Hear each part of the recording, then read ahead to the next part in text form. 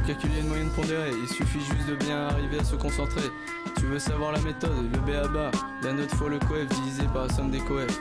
Pour calculer une moyenne pondérée, il suffit juste de bien arriver à se concentrer. Tu veux savoir la méthode, le b.a.-ba, la note fois le coef divisé par la somme des coefs. Pour faire un exemple, prenons quelques chiffres simples. On a une moyenne de maths avec quelques notes. Par exemple 2 au 15, 3, 12 et 1, 11. Il suffit d'additionner le total des notes. C'est-à-dire 2 fois 15 plus 3 fois 12 plus 1 fois 11. Une fois que tu as fait cette étape, tu as enfin la somme des notes. Maintenant c'est super simple, tu prends la somme que tu divises par la somme des coefs.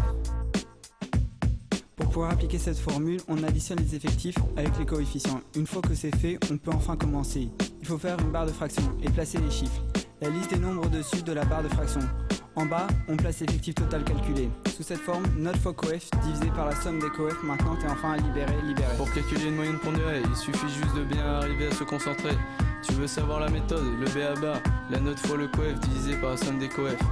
Pour calculer une moyenne pondérée, il suffit juste de bien arriver à se concentrer. Tu veux savoir la méthode, le b.a.-ba, la note fois le coef divisé par la somme des coefs.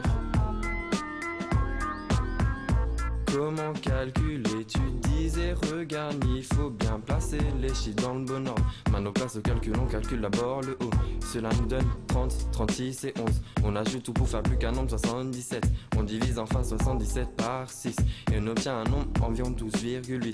Tu vois, c'était simple d'appliquer tout ça. Maintenant tu as juste à retenir tout ça. Si tu arrives, tu auras la vie facile. Et voilà, tu as enfin fini. Good job.